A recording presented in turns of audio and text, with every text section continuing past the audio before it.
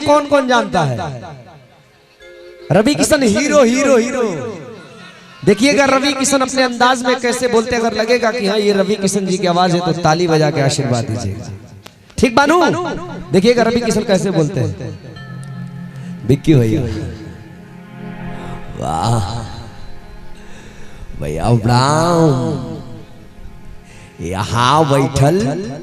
यहाँ बैठल हमार छोट भाई बड़ भाई जे भी बानू, अरे सबका के रवि किशन के प्रणाम। हे भैया जिंदगी झांड फिर भी हाँ ये सबको मालूम है, लेकिन भैया बोल देने तो हम बोल दे, बोले कम चाहे नहीं ना, हम इमेज राउट डाउन करेंगे नहीं, लेकिन बोल नाना पाटेकर साहब कैसे बोलते हैं थोड़ा सा ध्यान दीजिएगा। देखिए नाना पाटेकर जी अपने अंदाज में कैसे बोलते हैं। अच्छा रवि बोले बोली बोली आ गए मेरी मौत का तमाशा देखने, अब मुझे लटका देंगे, ये आंखें बाहर आएगी, ये जुबान बाहर आएगा, ये गंगा मौसी इसको कहीं को नहीं मारा, अपने टकरे पे गणपति क्यों लेके जाता था, कहता था गणपति पापा मौर्य अल्लाहुम्मा सल्ली अला सय्यिदना मौलाना, ये तुम्हें किसने सिखाया? ये हिंदू का खून, ये मुसलमान का खून, बताओ इसमें हिंदू का कौन सा, मुसलमान का कौन सा?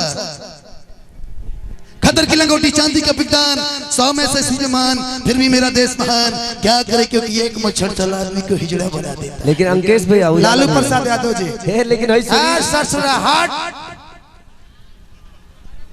बिहार में भैया, लेकिन अंकेश भैया ब्रिजेश बाबू उजाला एंटरटेनमेंट सागर फिल्म्स वानी हमारे नीरज भैया देखिए चश्मा लगा के बैठे हुए, वाह। लेकिन एक बात है, आनंद मोहन अपने अंदाज में कैसे बोले ना, जरा सुने जा। अरे बूढ़ी अभी की भैया कहाँ बानी है, अरे बूढ़ी सुना टाड़ू हो, अरे हमार लठिया उड़ी चश्मा ला के दे दो, होने नौका टोला में प्रोग्राम होता टनी जाके जी हटा जुड़ा। तो उनकी बुढ़िया क्या कहती है, अंकेश एंटरटेनमेंट, उनकी बुढ़िया क्या कहती है, अरे क्या बोला नहीं रहुआ भगन, अरे वो तो बोला कि आधर पोट गल बाप, अरे वो हमेशा यही तरह बोला रहे। बुढ़ऊ कहते हैं अरे बूढ़ी, अरे तोहार नसीब ठीक रहे कि अंकेश एंटरटेनमेंट से बियाह हो गई। ताली बजा दीजिए अच्छा लगा हो तो। आइए सुनिए सब कुछ तो बोल देनी, 1 सेकंड नहीं 10 सेकंड लगी। भरत शर्मा जी कैसे लोगों को सादर प्रणाम करती हूँ, और आज बहुत खुशी की बात है, आज आप सभी के बीच में बहुत ही अच्छे कलाकार, मैं चाहूंगी पूरे टीम के लिए जोरदार ताली लगा दीजिए आप लोग, और बहुत अच्छा प्रोग्राम रहा, खत्म कर दीजिए अब। हाँ भक्ति नहीं कार्यक्रम भी खत्म कर दीजिए, सोने का समय हो गया। अरे अभी अभी अभी कब बजे कार्यक्रम चली? 6 बजे लोग चले गए ना, सोने का समय हो गया तो सोना चाहिए। अरे वो क्या 6 बजे? वाह वाह, आइए।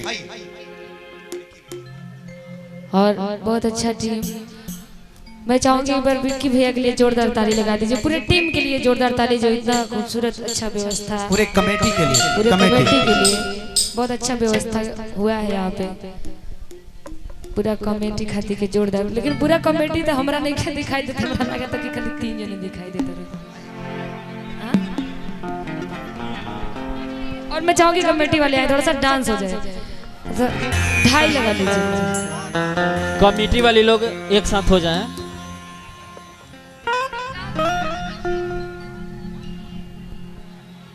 और आए भैया, अभी हमार होली गीत बहुत निमन गीत आयल भाई, यूट्यूब पे आप लोग सर्च मारा सिंगर नीलम सागर होली गीत। अब भोजपुरी तो जितना गीत वो सब आई, लेकिन आइए वो होली गीत आप सबके बीच में रखा, थोड़ा सा कुछ कह ले एकदम बिल्कुल कि दर्द दिल के बढ़ा के गइल, कि रोग ऐसन लगा के गइल, जय हो कि दर्द दिल के बढ़ा के गइल, रोग ऐसन धरा के गइल, आइल होली में वो 4 दिन खातिर, बाकी चूना लगा के गइल, होली बाकी चूना लगा के गइल, मोबिल लगा के गइल, मोबिल लगा। लेकिन आइए नीलम जी से सुनते हैं, साथ में हम रहब, लेवल बढ़ा के रख दीजिए। हेलो, हेलो हल हल कौनो उतने जाइए आवाज।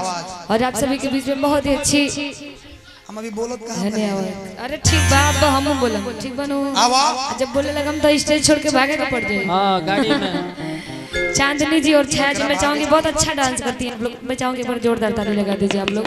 लेकिन आए एगो होली के गीत हमार जो आइल बा, होली के गीत कई गो लॉन्च हो गइल बा, लेकिन एगो भौजाई अपना देवर से परेशान बड़ी। ऐसे में देवर लोग से देवर परेशान बड़े होली रंग डाले बिना।